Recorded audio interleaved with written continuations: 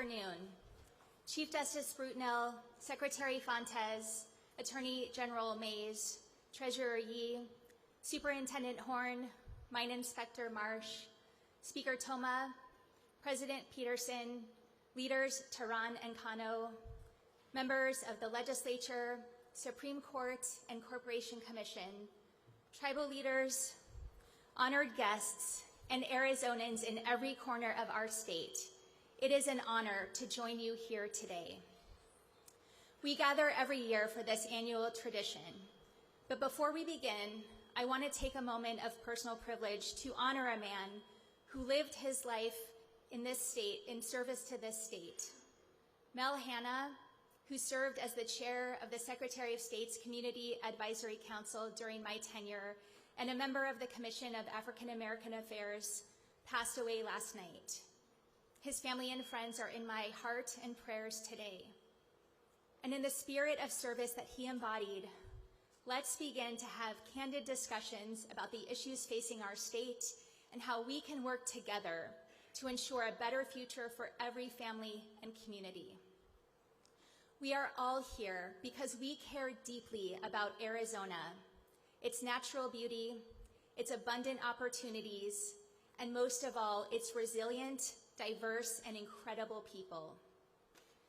I know I speak for all of this state's elected officials when I say it is a profound honor to represent our fellow Arizonans, and we have an obligation to listen, to find common ground, and to craft real solutions during the 56th legislature. As a former member of both the House of Representatives and the Senate, I have a deep respect for each of you answering the call of public service. I know that clarity and understanding of the top priorities of my administration will help you make the most of your time during this session. So let me begin my first State of the State by repeating something from my inaugural address last week. If you're ready to make real progress on the issues that matter most to the people of this state, then my door will always be open. However, chasing conspiracy theories, pushing agendas for special interests, attacking the rights of your fellow Arizonans, or seeking to further undermine our democracy will lead nowhere.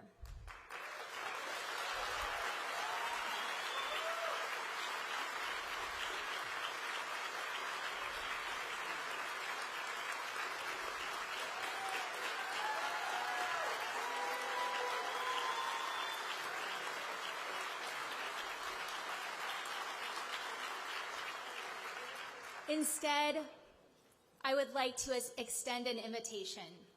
Let's work together to make a significant impact in the lives of the families and communities of this state today and for years to come by lowering costs, investing in public education, securing our water future, tackling the affordable housing crisis, and other real issues that are holding back too many. The people of Arizona have sent us here to find solutions to these issues, and that's exactly what my administration will be focused on doing for the next 4 years.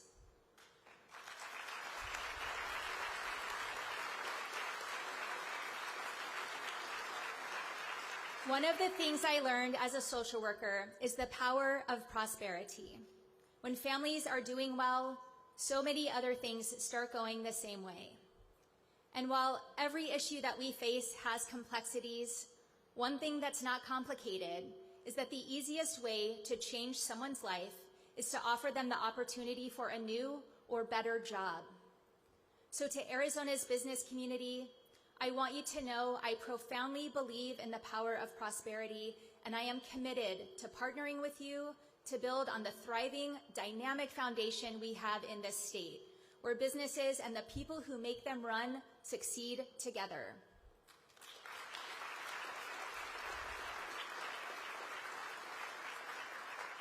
To Arizona's educators, parents, and students, you know better than anyone that education must be the top issue we tackle.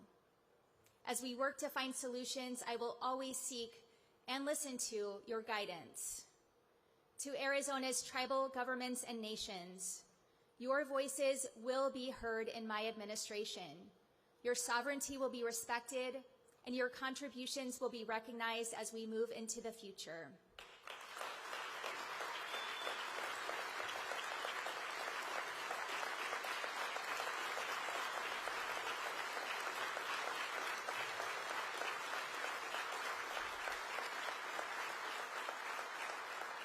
To all of Arizona's diverse, vibrant, and strong communities, from Page to Patagonia, you have built our state into the incredible place it is today.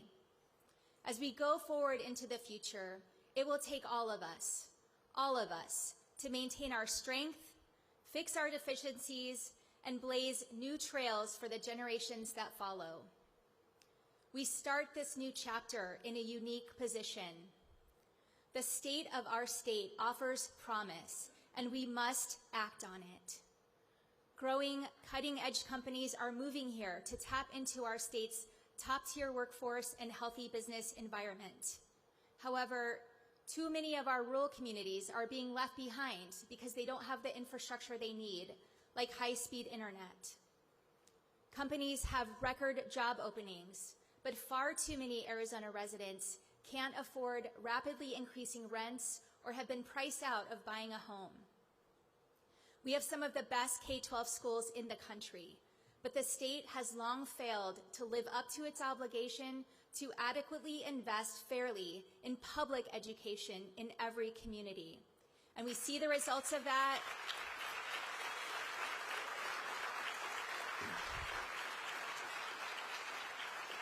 We see the results of that failure with high teacher vacancy rates and some districts with crumbling infrastructure.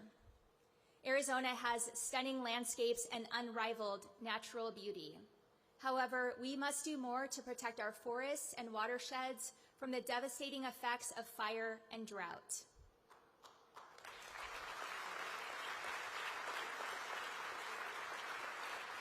Our state has a dedicated public sector workforce, but we can do better in reflecting the diversity of our state to better serve our communities.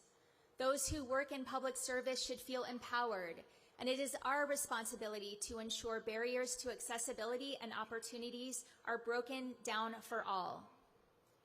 As we look to the future, we cannot continue to kick the can down the road on these issues and so many others. We owe it to our fellow Arizonans, both this generation and the next, to face these challenges head on. As I said in my inaugural address, I'm an optimist, especially when it comes to Arizona.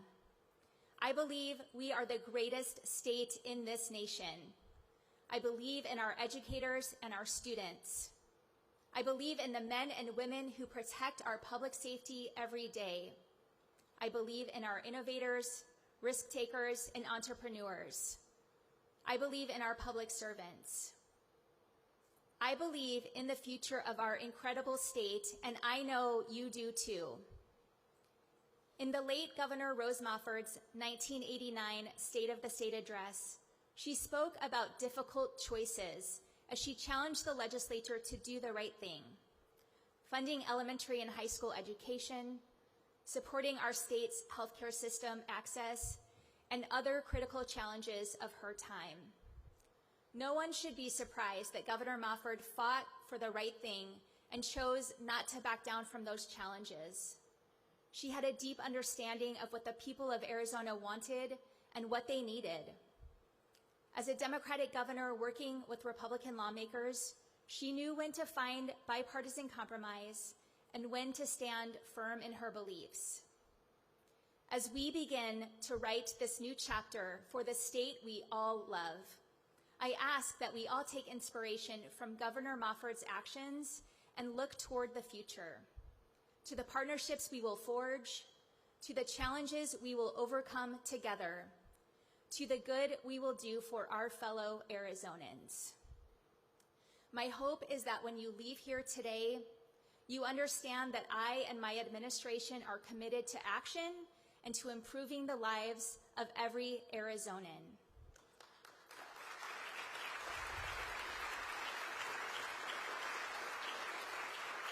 And if you are committed to those same ideals, then I am ready to work side by side with you, no matter your party registration.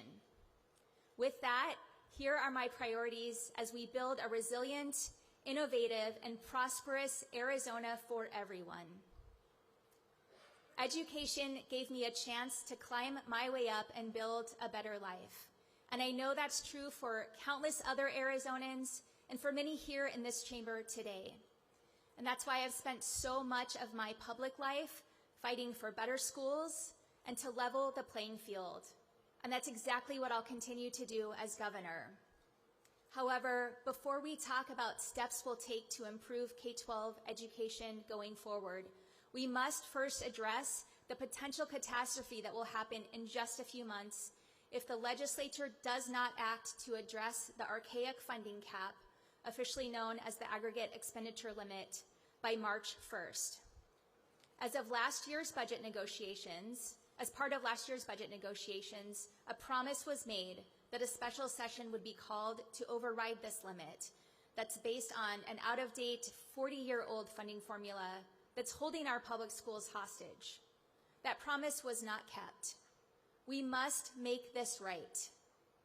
If we do not, this ticking time bomb will explode and force a $1.3 billion cut that would be one of the largest in our state's history. And it will happen in the last 2 months of the school year. Superintendents and education leaders are warning this will cause furloughs, layoffs, and possibly even school closures. It is unnecessary to allow these hysterics to go on any longer. Let's give our students, our teachers, and our parents the assurance that schools will remain open.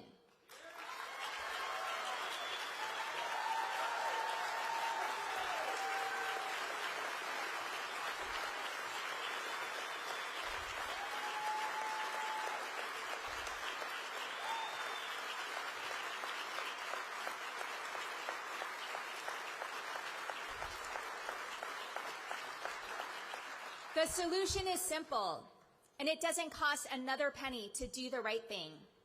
Representative David Cook has already introduced a resolution to override this outdated limit. This legislature should bring it to the floor. The Democrats in both chambers are ready to act on this immediately.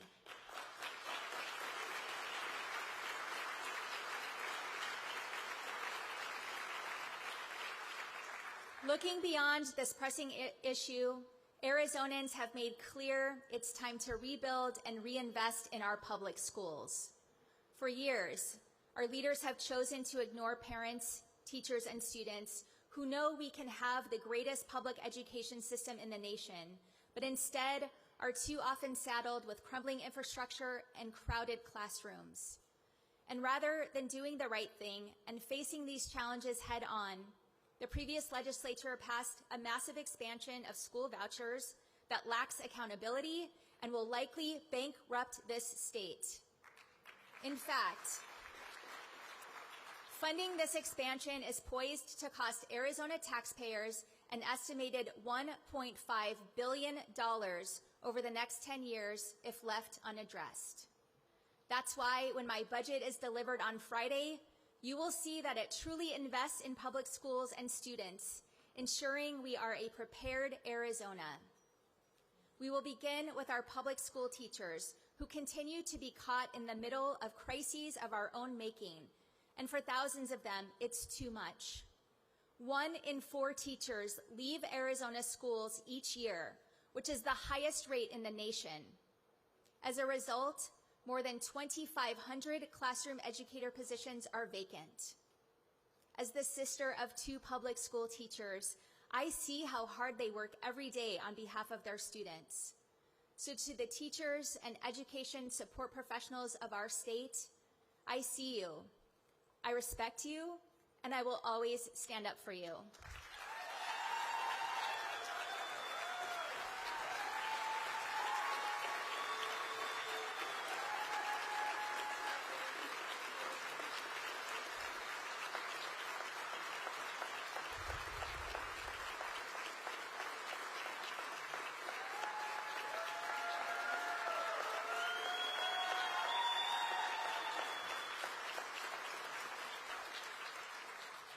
To the members of this legislature, I hope we can all agree that when we keep the most talented teachers in the classroom, our kids win, our families win, and our communities win. That's why I'll be launching an educator retention task force to develop a thorough framework and make recommendations to improve class sizes, resources, working conditions, and other factors that will put us on a path to fix these issues and retain educators. The reality is, we don't have an educator shortage. What we have is a retention crisis.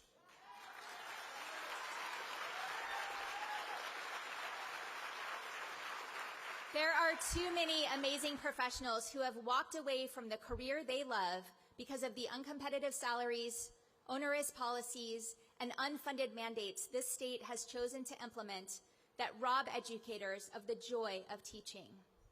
Teachers are creating the workforce and leaders of tomorrow, and it's time we started treating them with the respect they deserve.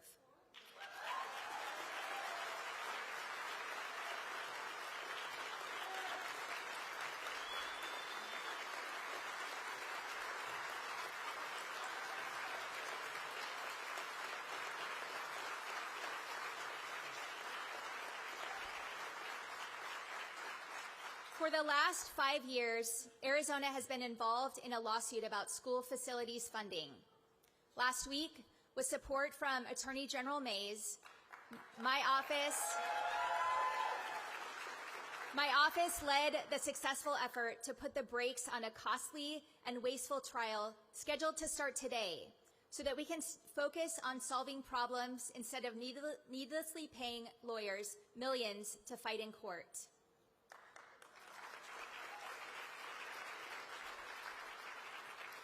With the release of my budget on Friday, you will see historic investment in schools to address capital needs, and my office will keep working to ensure Arizona's children and teachers can learn and work in safe and secure school buildings. Another step we will take to help all communities to have the strong, effective public schools they deserve is to ensure we are funding all schools fairly. Currently, our state government distributes additional per-pupil funding based on school letter grades and assessment results. This approach has largely benefited only schools in high-wealth areas of Arizona's two largest counties, Maricopa and Pima, while leaving rural and economically struggling areas behind. To address this inequity, my budget redirects the $68.6 million for that program to the base support level, which goes to all schools across our state instead.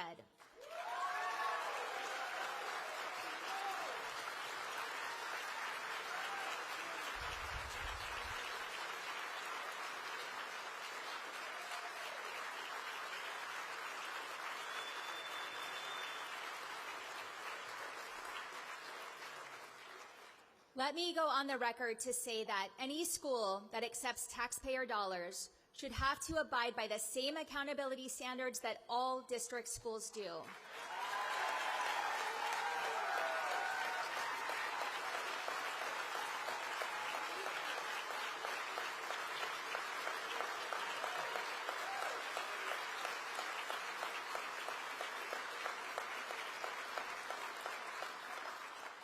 We have seen too many examples of individuals and shady corporations taking advantage of the system and our students. Let's work together to require that any school that accepts public dollars also participates in the Auditor General's annual school district spending report, as well as take other steps to ensure our taxpayer dollars are going where they should and being spent properly.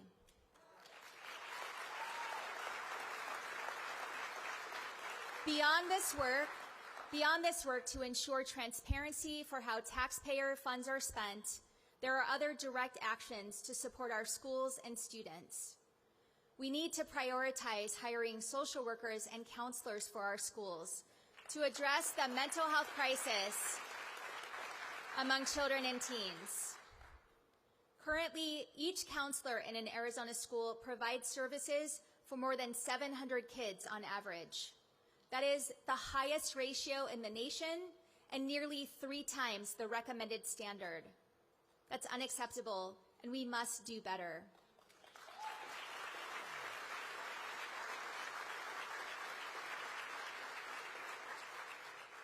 I strongly urge legislators to continue bringing solutions to my desk to ensure our public schools in all communities have the resources they need to help our kids succeed.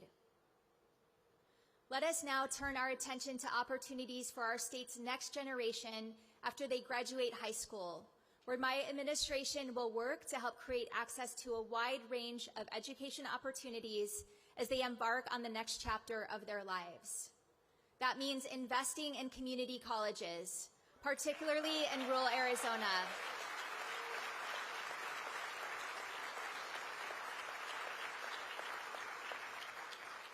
As well as dual enrollment programs statewide. So no matter where a young adult lives, they have the opportunity to earn college credit or get a good paying job.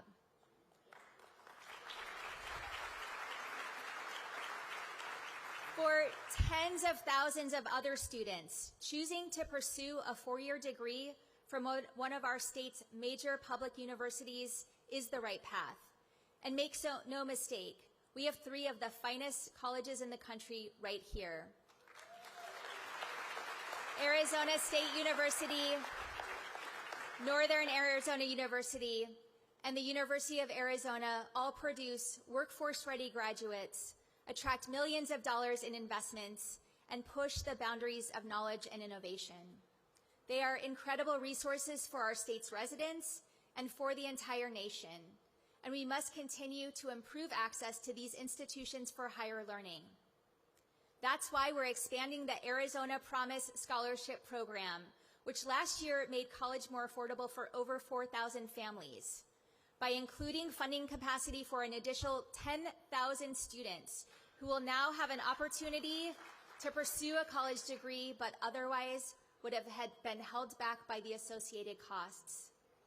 But we're not stopping there. In line with the will of Arizona's voters in passing Proposition 308 this past November, my budget allocates $40 million to create the Promise for Dreamers Scholarship Program to cover all students, regardless of immigration status.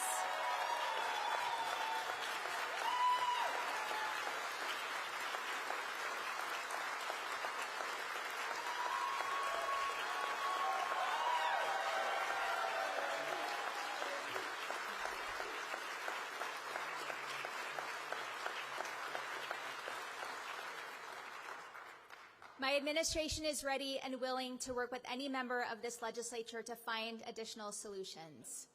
Let's work together to ensure Arizona's higher education opportunities are the best in the nation and put individuals on the path to future prosperity. As we all know, we have so many reasons to be proud of Arizona. Companies are growing here, and as a result, the job market is robust. What's more, we have enormous potential on the horizon. However, we must also acknowledge the flip side of this prosperity, that too many families are getting further away from achieving the American dream due to the high cost of housing. Our state is no stranger to the boom and bust housing cycles, but this is something wholly different. 3 Arizona cities, Tucson, Mesa, and Phoenix, have seen some of the highest rent increases in the nation. The number of individuals experiencing homelessness has risen significantly in recent years. We can do better.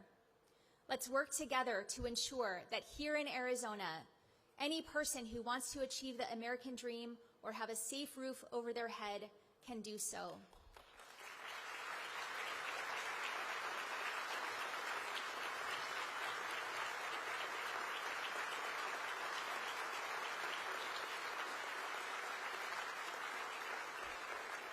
My administration's first step will be to support a $150 million investment into the Housing Trust Fund this year, and I will call for additional support in the years ahead.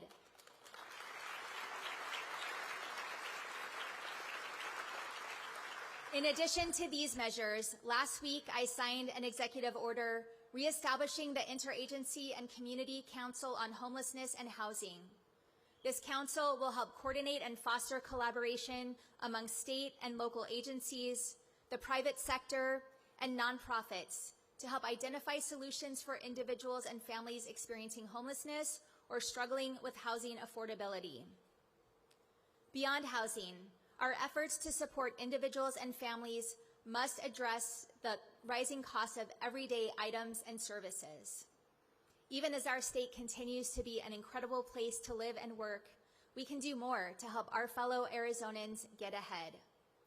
That's why my budget sets aside $50 million for a state-level child tax credit for families earning less than $40,000 a year to help pay for the rising costs of basic necessities for their children.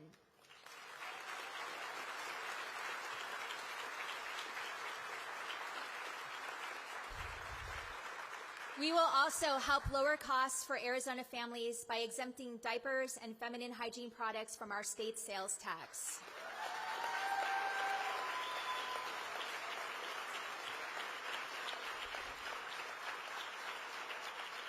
These everyday items add up, and we can and should help provide this relief to individuals and families who too often must choose between paying their bills or paying for the things they need to be healthy. But this should only be the start. My administration is ready and willing to work with you, and my door will always be open to any member who brings forward a serious proposal to help Arizona families, seniors, and communities.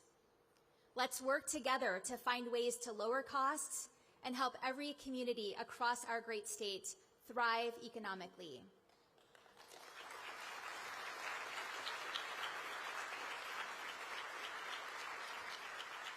Every community across our state also deserves to be safe. Building an Arizona for everyone means building a safe Arizona for everyone. This obligation extends to our border, our broken immigration system, and the communities across the state who continue to bear the brunt of Washington's decades of failure on this critical issue. Unfortunately, immigration has been politicized for far too long. Arizona voters told us in November they don't want or need political stunts designed solely to garner sensationalist TV coverage and generate social media posts.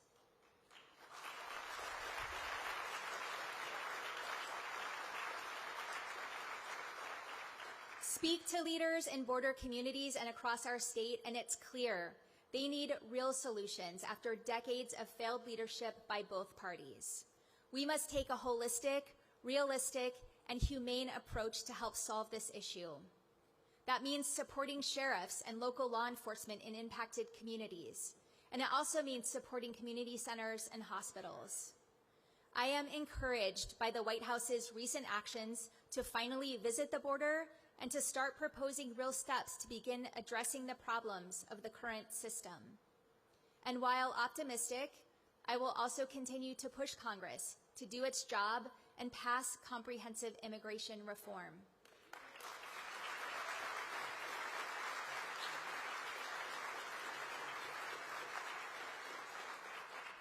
Visit border communities and speak with local leaders and law enforcement like I and many others here have done, and you'll come away with a broader understanding of the complexities of this issue and the urgent need to institute solutions.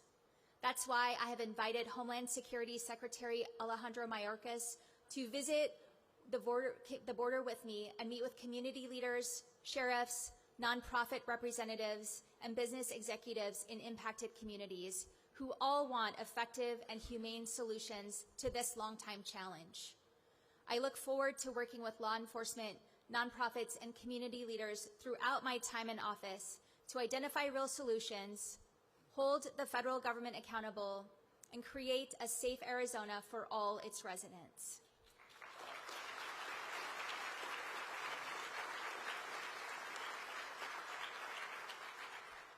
Now, ensuring a strong, safe future for Arizona means defending the freedoms of all its residents. I refuse to stand by and do nothing as my daughter, or anyone's daughter, now has fewer rights today than I did growing up. An overwhelming majority of Arizonans, more than 90% in fact, believe abortion should be legal.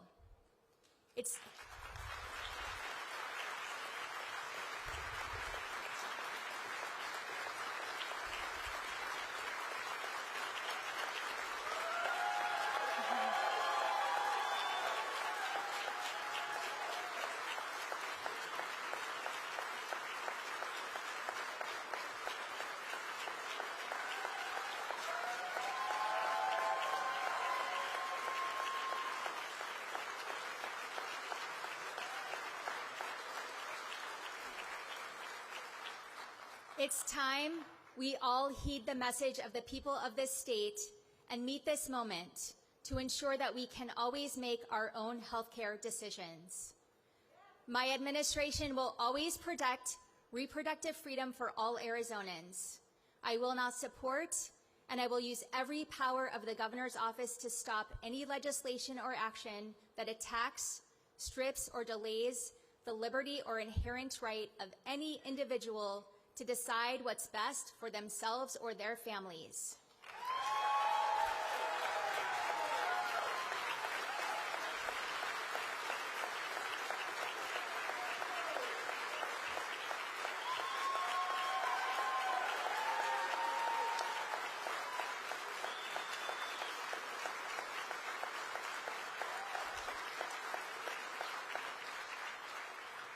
My budget will also match the federal Title X money our state receives to provide reproductive health services and family planning medication, bringing our total to more than $12 million. This step will increase the program's impact here in Arizona for significantly more low-income women. However, this should only be a start. I urge members of the legislature to put bills on my desk that will protect women, support families, and create a future for Arizona where anyone, regardless of gender, can succeed.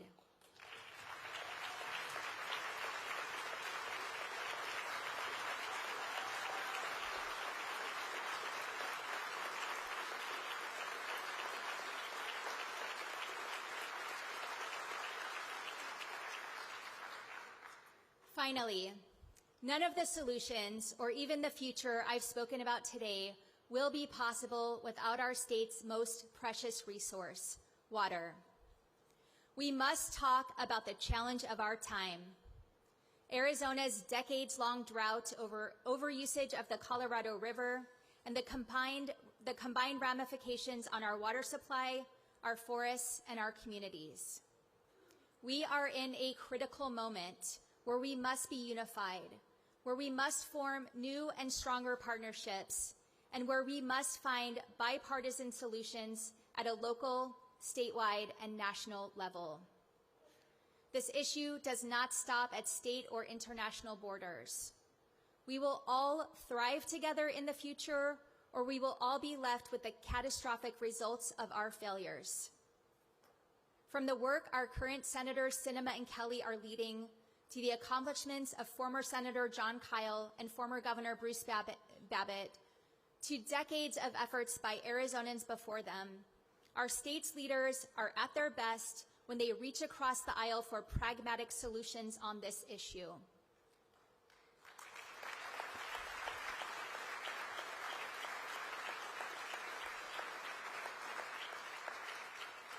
We should follow in their footsteps as we collectively face a drought unlike anything in modern times.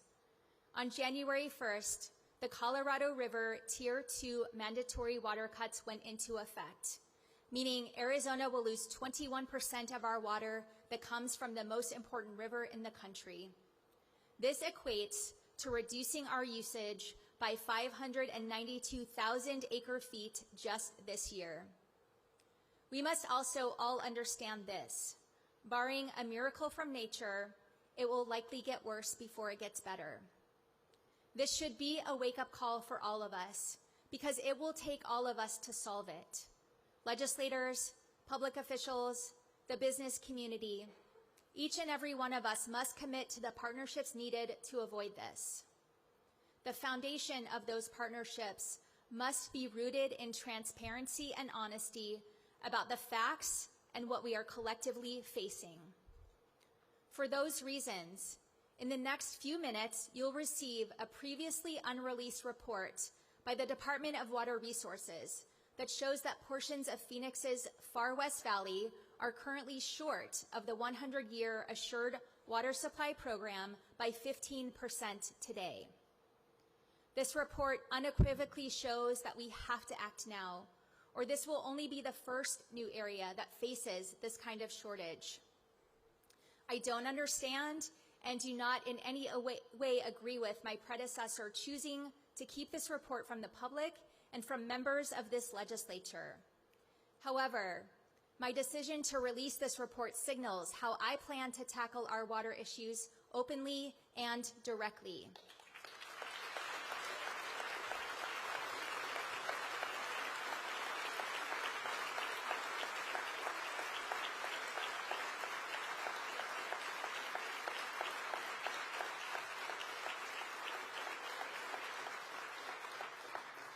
Experts here in Arizona and across the nation agree there is no silver bullet solution to our current water challenges. We must evaluate and invest in both short and long-term efforts that will help us achieve our goals. This reality drives the three components of my plan for a resilient Arizona.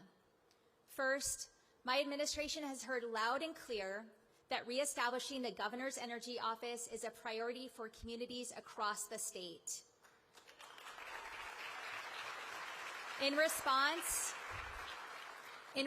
we will relaunch this entity as the Governor's Office of Resiliency, which will focus on water, energy, and land use solutions. This office will help coordinate efforts with the many departments, tribal governments, universities, organizations, and others involved in this effort. Arizona needs partnerships on a local, state, regional, and national level, and I intend to put us in the best position to do so. Next, my administration will issue an executive order to launch the Governor's Water Policy Council to modernize and expand the Arizona Groundwater Management Act.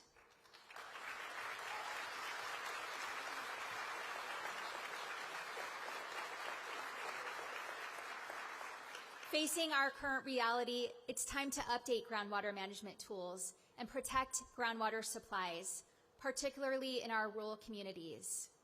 We must take these actions today because in many parts of our state, there are effectively no restrictions on groundwater pumping, and local communities have little to no support to manage water supplies. As a result, a new water user can move in, dig a well, and pump as much water as possible, even if it dries up the community's aquifer.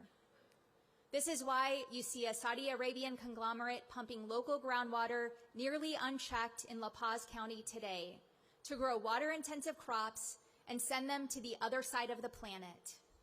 We all know that's not right. Our groundwater should be used to support Arizonans, not foreign business interests.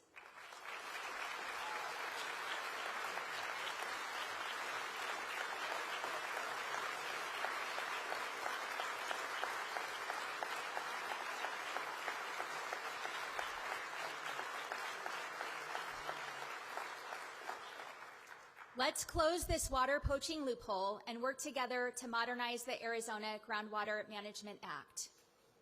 In addition to this action, my budget allocates funds to help rural communities set up active management areas. All cities and towns in our state need to proactively manage our groundwater, and by funding this program, we're providing a powerful tool to ensure we strike a balance between usage and recharging our water table. For the last part of this approach, I look to you, members of the legislature. We are all in this together. Bring forward innovative solutions to this challenge of our time.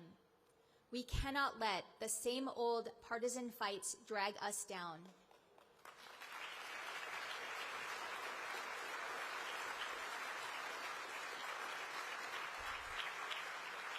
My administration is ready and willing to work with you, and we will always do what's best for Arizona and its people.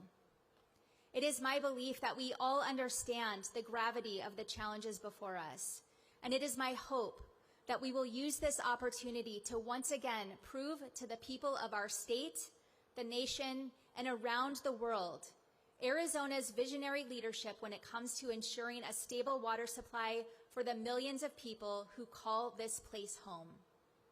These challenges will not be easy, nor will the other issues we need to confront, including fixing prisons, improving accessibility for all Arizonans, lowering childcare costs, supporting veterans, protecting older and vulnerable Arizonans, and so much more. But the people of Arizona did not send us to this capital to solve easy problems or to leave them up to the next generation. They sent us here to do the right thing, no matter how difficult that may prove to be. We will not let them down.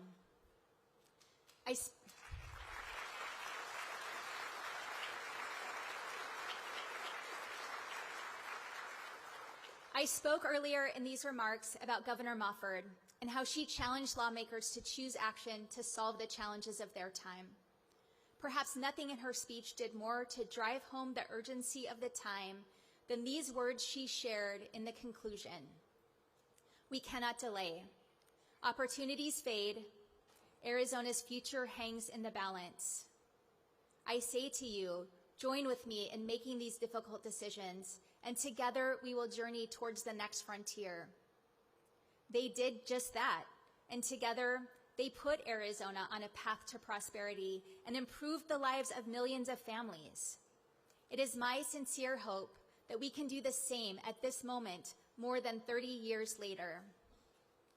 In the days, months, and years ahead of all-night budget negotiations, marathon voting sessions, and seemingly impassable disagreements, let us never forget that we all hold a deep love for this state. We are here because we want to ensure the generations that follow have a chance to also discover that love. Thank you for committing to public service, for your partnership in finding real solutions, and for the contributions we will all make going forward as we build an Arizona for everyone. Now let's get to work.